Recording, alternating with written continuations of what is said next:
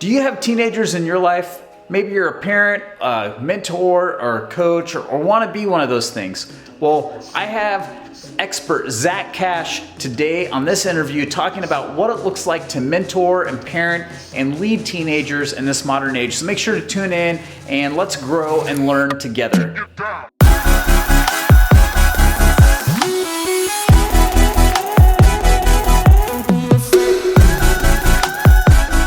Hey everybody, welcome to the Tattooed Chap. Today on Ask the Expert, I have Zack Cash with me, and I'll let you explain a little bit of who he is and his background. But he is a person that knows a lot about mentoring teenagers and leading teenagers, and I'd even say young adults. So we're going to talk to him today about how we as parents and we as just people in the community can better mentor the kids in our life. But before we do that, if you find this kind of stuff helpful, please share it, comment below any questions or tips that you might have on mentoring teens as well, because we are a learning community and we want to learn together. So Zack, why don't you introduce yourself? Tell us a little bit about yourself, your family, maybe your background, what you do for a living, all that kind of stuff. Yeah, thanks, Drew. Well, hey, this is gonna be a ton of fun, and man, I love talking about young people. I love talking about anything that we can possibly do to help them navigate the world that we're in. And so, thanks for the opportunity to be here. And I just, from the beginning, I want to make sure it's clear. Number one, most of the things I've learned because I've screwed it up and made many mistakes. The school of hard knocks was made for me. And we have my wife and I have been married for 24 years. We have 4 kids. Our son is our oldest, and we have 3 girls. And I said, I've made 90% of my parenting mistakes on our oldest child, and that poor kid. The fact that he is a functioning adult and is married and is a miracle of God. And so, so between learning from mistakes and learning from just people that have put their arm around me as I've walked along, and people that actually mentored me in parenting and taught me a lot of lessons about parenting, just by observing, or sometimes by just giving me a just that word of wisdom at that right time. Right. You're, and one of the jokes that my wife and I have is it's always good that our kids never have us both mad at them all at the same time, right? It's one of us is always okay with them, and the other one's pretty ticked, and it's good that those things don't line up because it'd be bad for the kid. But right. But no, so yeah, we've been married. Like I said, we got 4 kids, and we've served in a local church in some capacity in youth ministry since '99, but in full time since 2011. And then just recently, in the last year, I stepped into the role as a youth director for the Northwest Ministry Network. And basically, what that looks like is I get to be a pastor, leader, and encourage and train young ministers and what it looks like to serve in youth ministry. And so it's an honor to serve in that way. And besides that, I coach track at the local high school, middle school for over 10 years. And so I just love being around young people and just encouraging them. Yeah. I think one thing that's kind of cool is we go way back. We go back to about 2010-ish, 2011. I was a youth pastor in Auburn, Washington, and you're right there in Enumclaw. You became the youth pastor of one of our sister churches, and we got to know each other. We did a few youth camps together and other ministry type things. And at the time, we were part of the same area of youth pastors. And so we'd get together and hang out and talk. And now you're kind of overseeing, like, how many youth groups, youth churches would you say that you kind of help mentor by mentoring their leaders? And how many students maybe? I mean, I know that's kind of big numbers, but. Yeah. And so it's hard because, there's 366 churches in the Northwest Ministry Network. Not all of them have active youth ministries yet. And to that end, I mean, I want, we don't just serve youth ministries that have, at least 50 kids, or, we want to serve churches that have just maybe it's even the pastor himself. There's a great church down south that the lead pastor himself is leading a youth ministry that we partner with. And there's no such thing as part-time ministry. And so serving young people is a big deal. So we like to say we serve all the churches in some capacity. We'd love to see that be a reality as well. Yeah. Student wise, boy, that's kind of a loaded question as far as, what we like to see, there's like over 770,000 teenagers in West Michigan, Washington and North Idaho. Wow. And man, we desire that every single one of those kids comes to know Jesus, but they also that they come to live out a life that God has called them to live. And of course, there's great denominations and churches, many others doing great things, and so it's not like it's all on us to do that Right. or me, but that is kind of some of the context. But we'll regularly have a couple thousand students go through our summer camp programs, and same thing for youth conferences and stuff like that. Yeah, that's cool. I didn't realize that you're doing the track stuff too, but I think that's one of the things that's interesting is, and we'll probably look into this with some of the questions, but youth mentoring, leading, parenting, it's not just at the home, it's just not at the church, it's just not at the school, but it's all throughout the community. And there's a lot of different opportunities and touch points that we have as more mature adults. I mean, some may say I'm not as mature, but there's a lot of opportunities and touch points that we have on making an impact in our young adult and teenage communities. So, yeah, that's why I brought you here, because I want to do a better job at that, and I know others want to do that as well. So, yeah. Yeah, no, I think that's best said. I think that especially when we talk about mentoring or walking alongside young people, that we need to make sure that we can just throw out the door any preconceived pictures that we have. Yeah.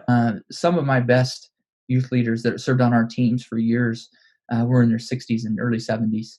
Mm-hmm. They weren't the hippest, coolest. They didn't even know what TikTok is, and but boy, did those students know that they were loved, and did they know that there was somebody that would listen to them and Mm-hmm. and just be there for them. And those are big deals. So I think if we take that picture out that you need to commit 30 hours a week, you need to commit you need to all these things. It's like, well, man, I want to be I'm going to be a parent of teenagers because I got little kids now, and I just want to know how to navigate those teen years with them, and the parent role changes, from when when your kids are small and you're making every decision for them, and then as they're teenagers and they get to some of that freedom, and then as they transition to young adults and to where you kind of take the back seat and you're trying to find those moments to just give that wisdom because Yeah, because definitely. it matters. And so, yeah, there's all kinds of ways for sure. Cool.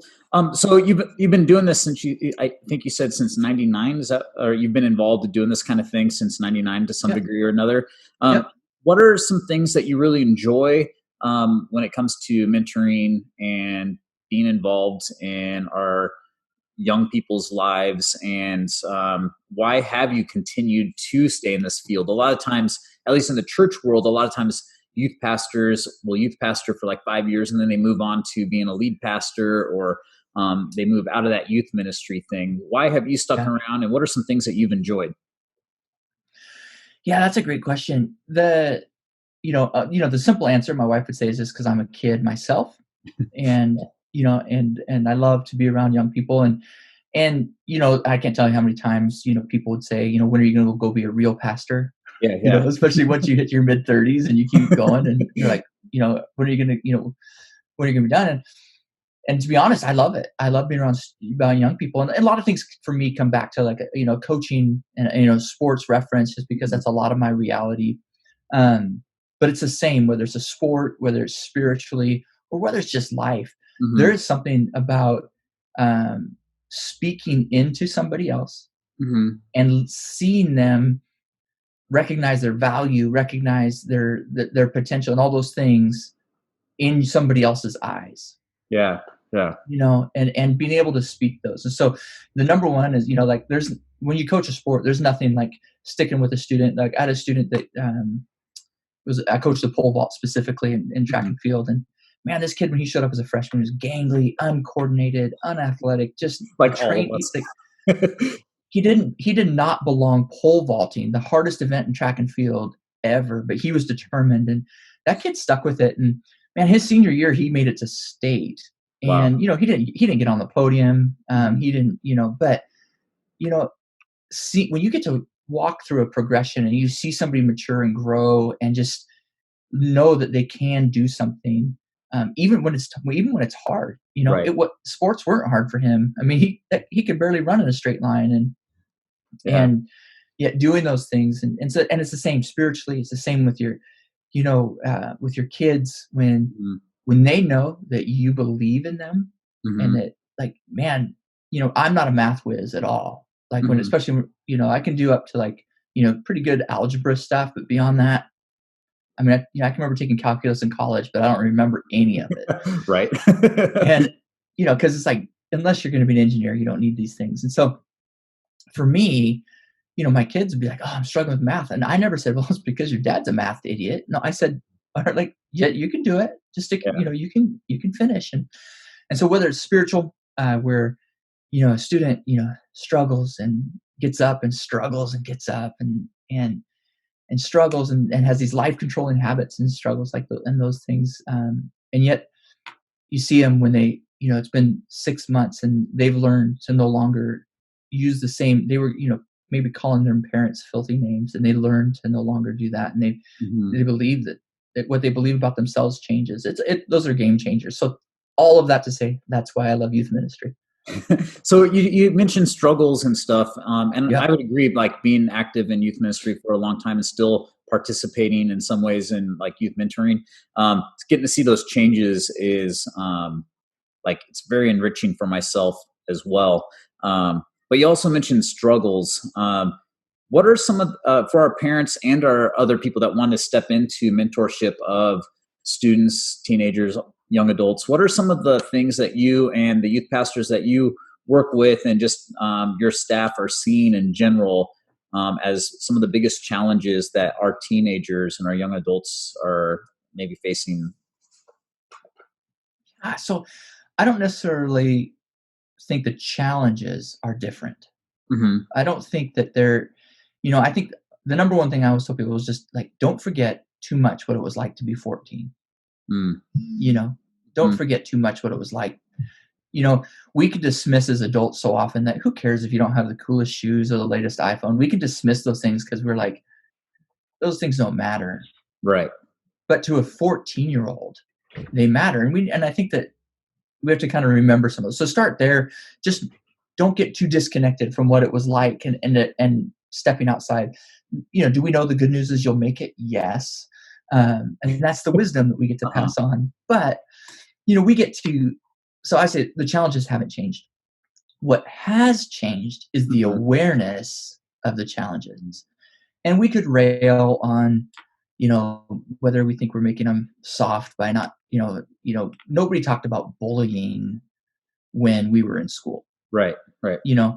And I mean, I was legitimate bullied by a big kid. Now, some of it I deserved, I'll be honest. I was a runt, and my only opportunity to get back at him was that he would, that I was quicker witted than he was. And so I definitely would let him have it with my tongue. So, I mean, maybe some of it I had coming, but I mean, I was legitimate bullied, but, so let's set that argument aside and let's talk about that bullying is real. And ultimately, while the challenges haven't changed, what have changed is this: Hmm.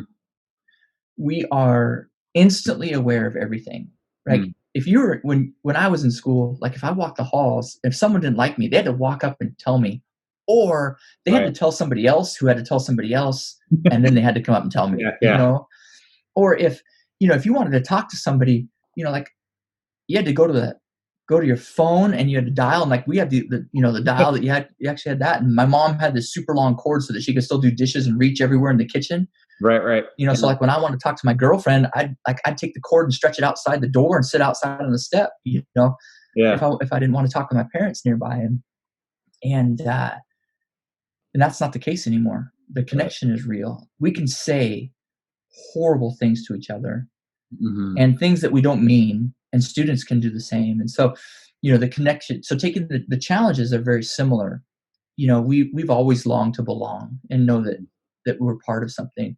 We've always thought we weren't enough. Hmm. Young people have always wrestled and, wondered if they had what it takes. Right. But there's all kinds, and we could talk about resources later for some, different Yeah. opportunities for people Definitely. to Yeah. jump in. But yeah, so the challenges, but if you say the challenges, the things that always come to the top are going to be, there's anxiety and depression. Hmm. Depends on the community you live in. Especially if you're in a more of an affluent community, Hmm. students will tell you they don't feel like they measure up, like they're going to be good enough.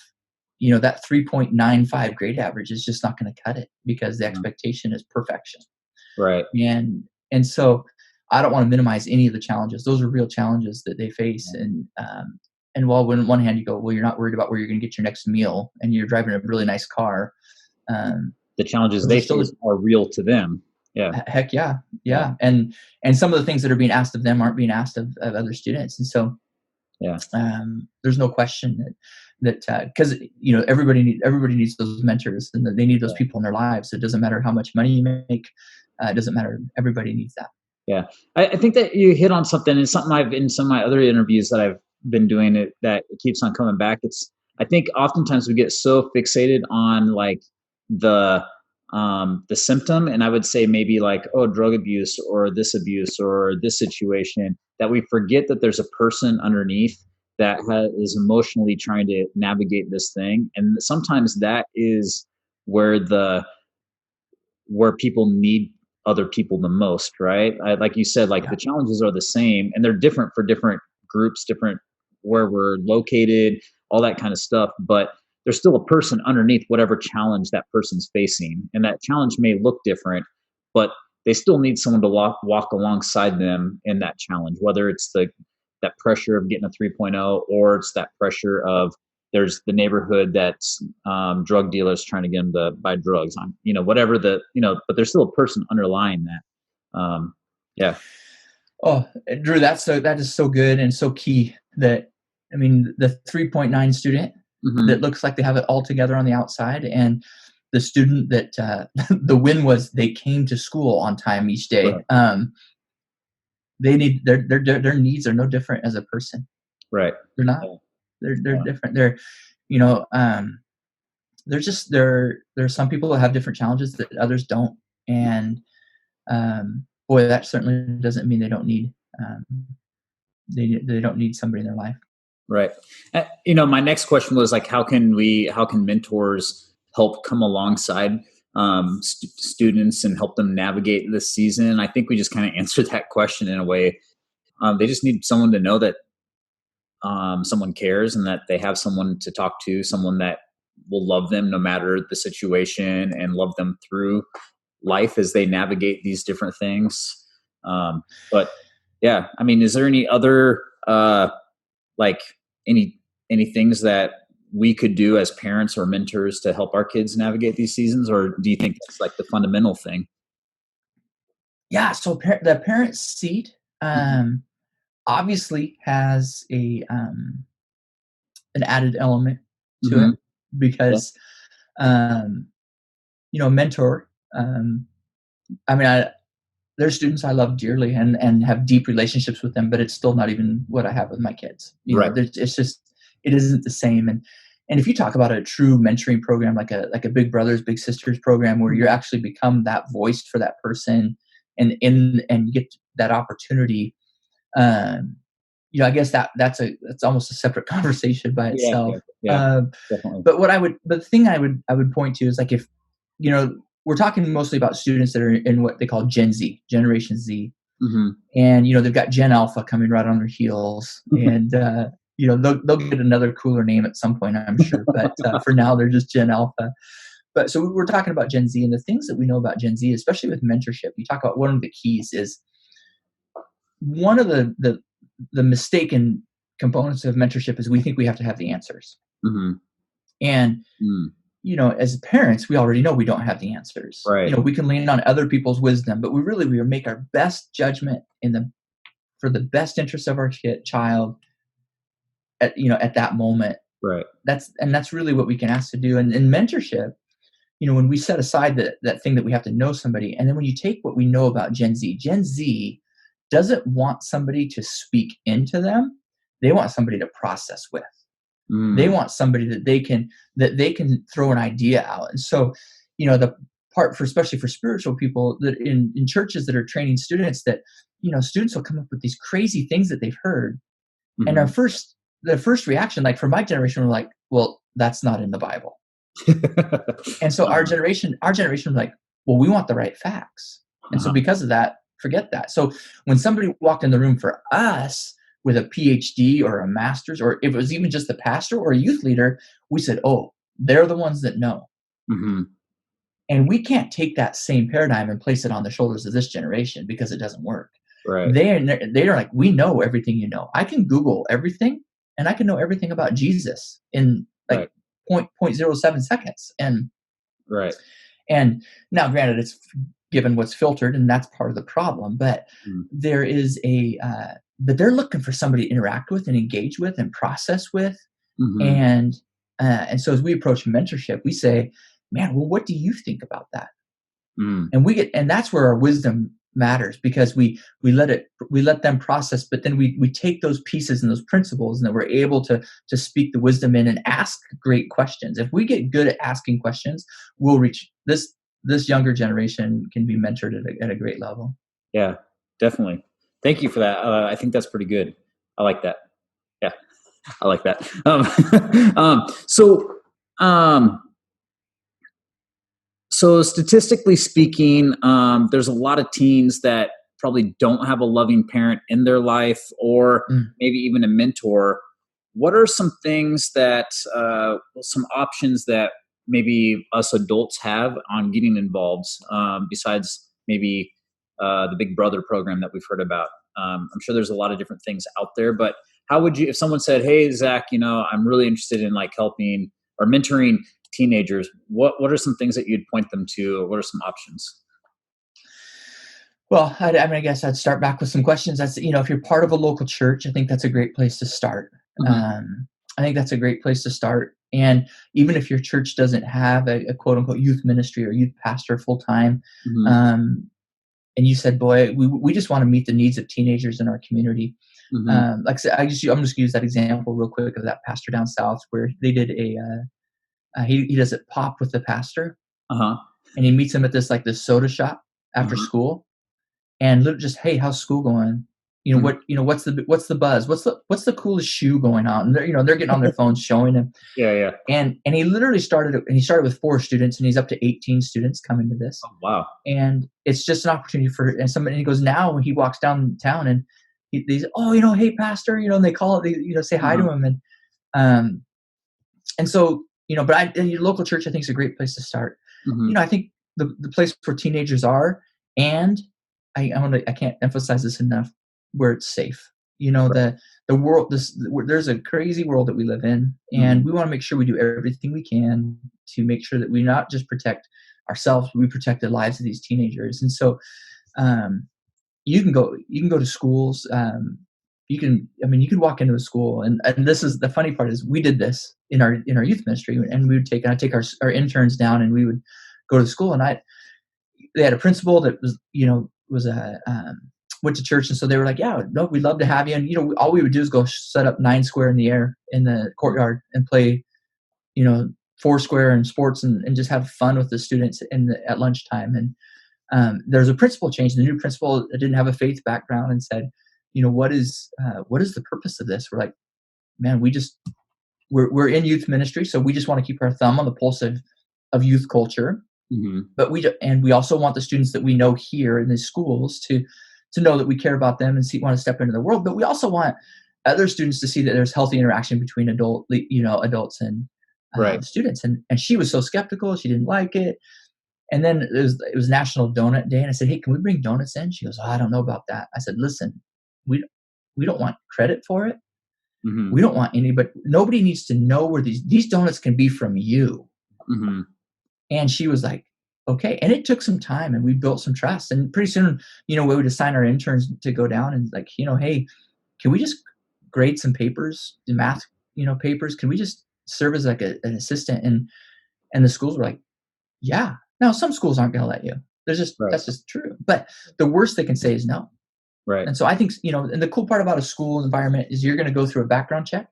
yourself. You're going to put yourself through that, which says a lot about you, that you're saying, yeah, I don't mind. You can Yeah. do it. And of course, you're military, so you got some sort of crazy background check already. But, Yeah. but, you know, but, Drew, but when you walk in, if you walk in your uniform, you say, we just want to serve kids, and can we just hang out at recess and play Foursquare with students? And it's amazing when those students that come over there kind of have their hands in the pockets, standing back, and then they Mhm. finally step in, and you see them light up because they're Right. just interacting in Right. ways. And it just depends again on the environment and what you can do. But even stepping into their lunch break and you can buy popsicles for the end, and it doesn't have to be from a church. It doesn't have to be from a position of trying to gain a thing other than saying, man, I care about young people. Yeah. We did. Yeah. So there's all kinds of opportunities. So I would say those are your the best places, because again, there's going to be a background check system and a way. And then you can also, most communities have a youth center, a community center. And, we've partnered over the years doing different things with our youth center. And sometimes it was, we just donated an inflatable for one of their events. And again, we didn't have anything to do with it. And other days we put on like a full water balloon fight, slip and slide day, and just served in those things. So you can go to those youth centers, and again, it's going to help you because it's legit, but it shouldn't be weird that adults care about kids. It shouldn't. Right. And at the same time, we want to protect kids and that. So I just would, those are the places to start.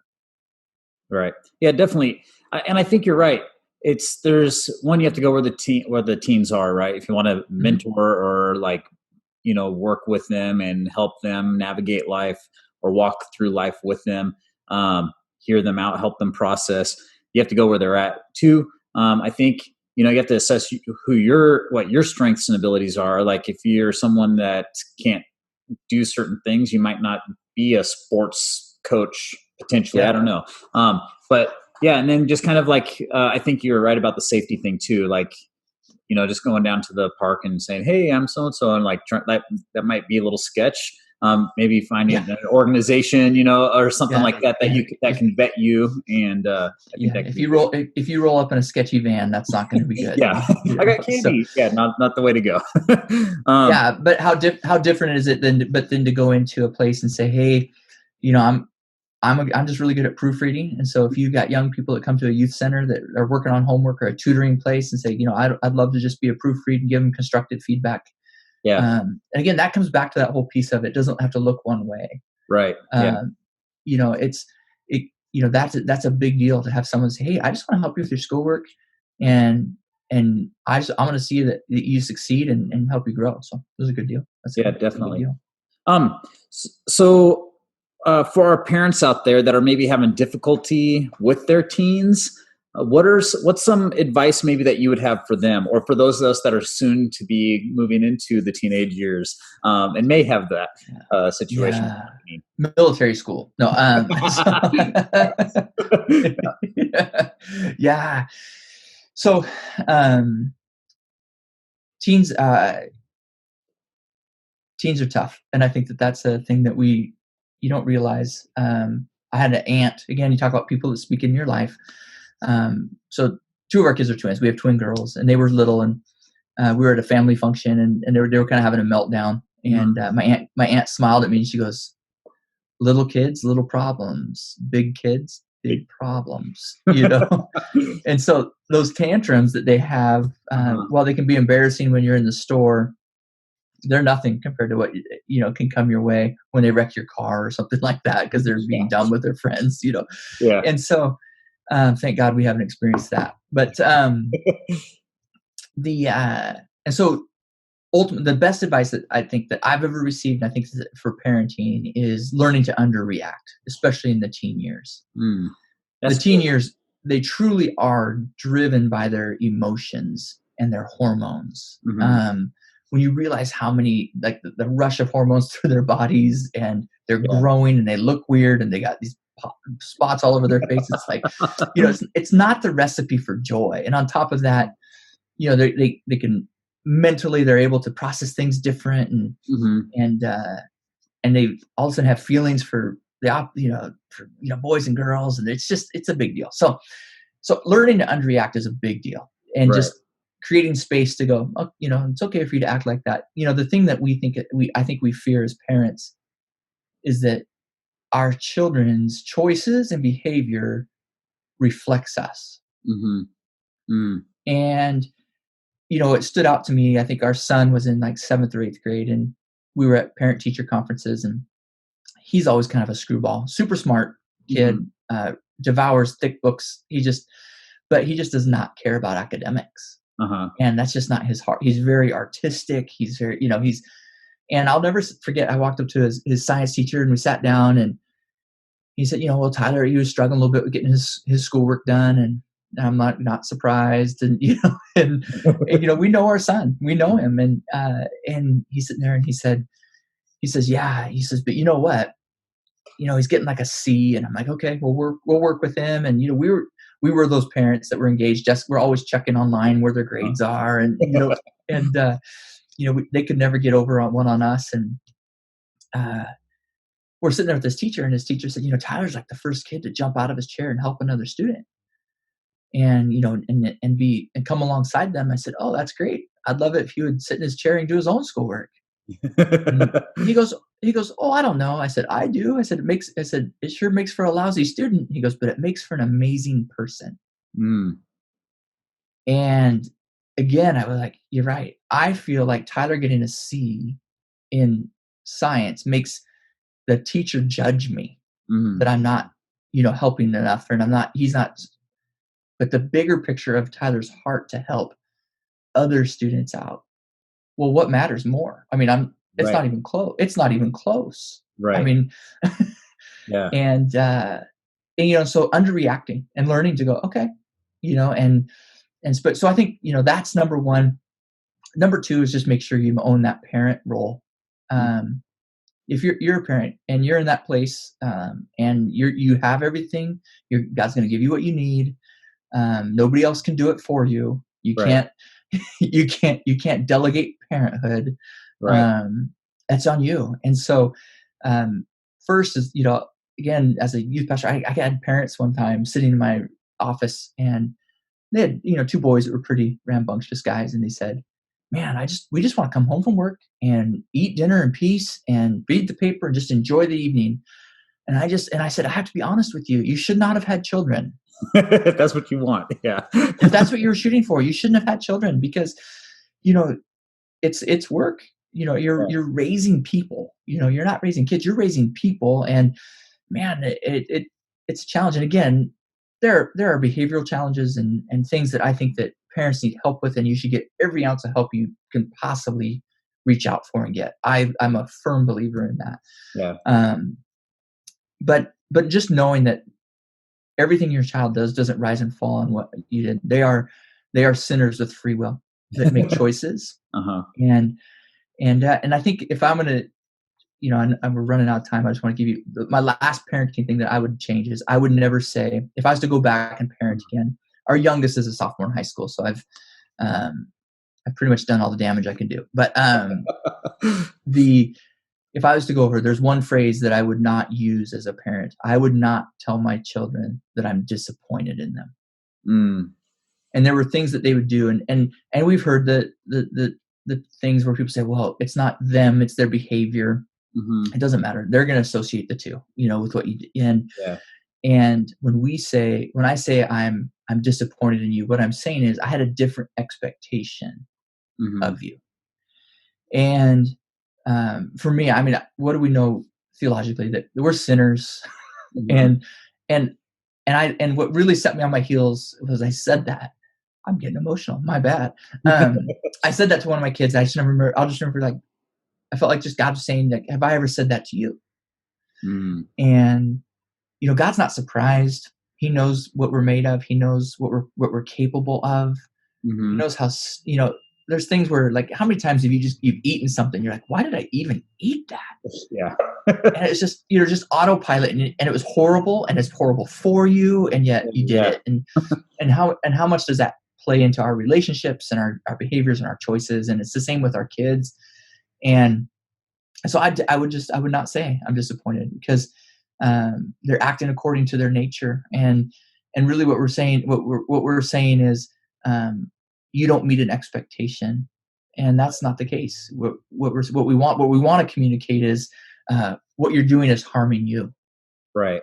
What you're doing is harming your relationships. What you're doing is harming your future. What you're doing, these are the choices you're making, and remove that. So yeah, that would be my big parent thing. Don't underreact, and don't say I'm disappointed. Okay. I want to do a few quick questions. Okay. We had some people on Facebook throw out some questions. I'm not going to hit them all just for sake of time, but I'm going to throw out a few of them. And and we don't have to spend a lot of time on each of these, but maybe just like a quick thought on them. Okay. How do you get teens interested in being mentored? Or is that maybe the wrong question to be asking? I don't Well, how know. do you get them to be interested in mentor? Because you're right, and there's this part where she's like, I'm gonna figure it out. It's like when you're trying to help your 4-year-old tie their shoes, and they're like, no, I'm gonna do it, and you're like 30 minutes later, you still haven't left the house. And so, with a mentor, with a student, like, how do you get them to know they need mentors? Mm-hmm. Boy, you have to talk about the value of it. So if they don't, you have to talk about what mentorship means to you. So if you tell somebody that they need something that you say you don't need yourself, there's a big disconnect, especially with this generation that's watching and observing. So that, I would start there. And then the second is, how do you view mentorship? Do you view it as an opportunity for you to speak into wisdom or into their life? Or do you view mentorship as an opportunity for them to process with you? And if you approach mentorship on something that they are going to, it's going to serve them and benefit them, you may even enter into a mentorship and they don't even know they're being mentored. Right. And I think that we have to be mature enough and okay not to call it and to have some sort of official title. Right. No, I think that's true. I think it's kind of like leadership, right? You can be a leader without having the title or the position based on just who you are. And I think it's the same with teams. You can mentor people without ever being in an official mentor relationship or something along those lines. Yep. So, I had a friend that said, I get what you guys mean when you say you're called, because he knows that we're both ministers, to like serving youth and stuff. But his question is where does he get started? He's not someone that, and maybe we kind of already hit on this, but he's not someone that is involved with the church or anything like that. He's really into like skateboarding, which technically doesn't have like an organization that can vet him. Like, what would your suggestion be for someone along his lines? Yeah, no, that clarification is helpful, because I say, if you're talking about the context of church, just start serving. Right. It's that simple. It really is that easy. Just go start serving. But I think the principle exists outside the church. I think just go start serving. Go find a local youth center.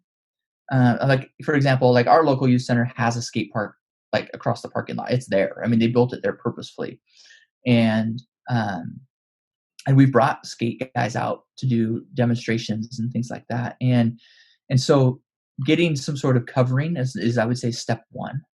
Find an organization to partner with. And so, boy, I wouldn't think that's too hard. I'd get on the phone and start calling youth centers and just asking them, hey, this is what I can tell them, what you can do, tell them what you're interested in.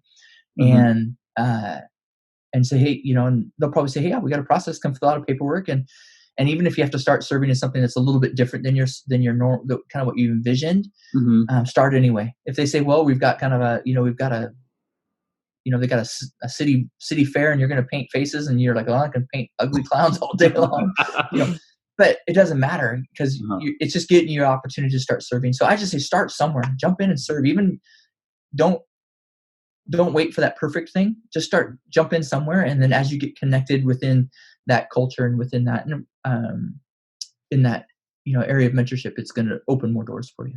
Okay, cool. And how do you deal with inappropriate behavior when you're working with youth, and when the parents are maybe not supportive or in the picture? Yeah. Drew, you already kind of alluded to part of it, is that underneath that, see, we so often focus on don't swear, don't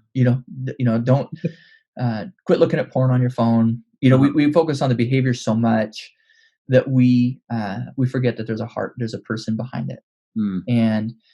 And yes, there's times where we have to correct behavior immediately. I mean, there's no question. There's things that are inappropriate and out of bounds. And then there's times where patience is the long game is what's going to work. And years ago, I had a youth pastor call me up in our town and said, hey, what does it look like when you have to kick a kid out of youth? And I said, what do you mean? And he said, like if they're acting, misbehaving or whatever. And I said, well, I've never kicked a student out of youth. And then, like, not too long after, we had this experience with a young man that would not, he would not honor anything. He was being so disruptive for the whole group. And and then was bringing substances, and it was everything on that list times 10. Uh-huh. and then we, you walk that student to their front door to tell their parent that, listen, we need to take a break, but I'm still going to stay plugged in with your student. That was the whole conversation that I wanted to have with the dad, is that we're going to take a break from the group for a while, but I'm going to meet him once a week or every other week, and we're going to meet down at Starbucks, and I'm going to have a relationship with him, because what he needed is, when I could get him one-on-one, he was totally fine. Mm-hmm. In a group setting, it was such a train wreck. And we go to the door, and the sister answers the door, and the sister's not much older, still a teenager herself, and it was totally intoxicated. And the dad is passed out on the couch, intoxicated. And it was just such an eye-opening experience for me, because, I think we navigated the situation correctly. Absolutely. I don't think we could have really done anything different. But boy, did I see him different. Even when we began that mentoring relationship. And so I would keep that. I would think that, don't focus on the behavior, focus on the heart. It might push you in your team, or if you're in ministry, your team, it might mean you have to do things different and extra, but it's worth it. Mm-hmm. It's totally worth it for that student to have somebody that's willing. And that's where, especially when we talked at the beginning about unconventional mentorship, it's where some of those voices in the relationships we already have in our life that we think, oh, they're not interested in teens because they're in their late 40s or early 50s. And it's like, that's just categorically not true. Right. And they may have some time to be able to mentor a student like that one-on-one. Right. And really see some growth. So, yeah. Okay, cool. Well, I just want to say, Zack, thank you very much for joining us today. But before we take off, could you maybe share with us some resources that you think might be beneficial for us? Is there any that you have? And also, how would we contact you if people are follow you, that kind of stuff? Yeah. So because we're in COVID stay-at-home orders, right? All your books are in your office? All my books, like that I would say are resources, are in my office. This is all more just like past reads and personal type reads, and so they're not great for this. But I can give you the names of some great. Yeah, definitely. So Marching Off the Map is fantastic. Meet Gen Z, just to get a picture of this generation of teenagers, is amazing. And I mean, I would start with those two, especially, and Meet Gen Z. I mean, it's not a faith book; it's a book about this generation and what they value, and and their opportunity that they have to publish. And so, I would start with those. And there's a list more.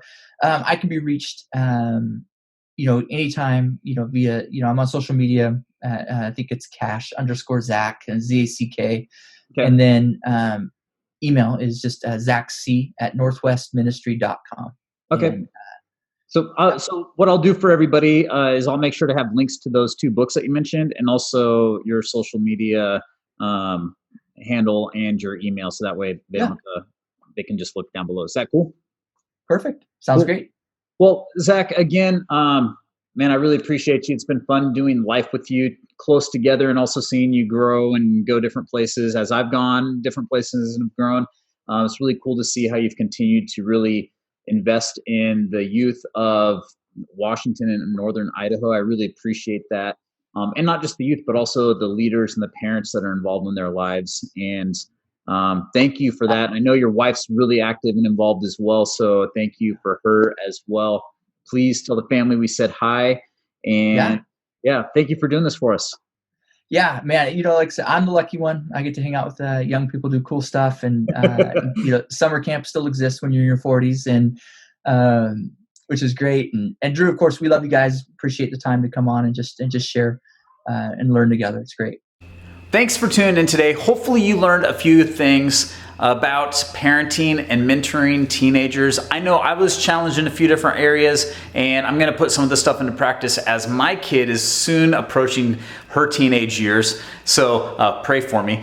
Comment below with some of the stuff that maybe you were challenged with in today's discussion. One thing that I really appreciate is when you guys like and subscribe, so make sure to do that. And again, follow me on Instagram, and you can also check me out on LinkedIn. And I want you guys to know, because this is kind of a serious topic, I will be praying for those of you that watch this as you parent and mentor your teenagers. I know it's not easy. I've been there as a youth pastor, mentoring teenagers. It can be difficult, but I know with God's help and with each other and learning and growing and with patience, we can get through this. So God bless. Love you guys, and bye. Fall down, I'll get you back up again. The things you try are things that you won't regret. We are kings of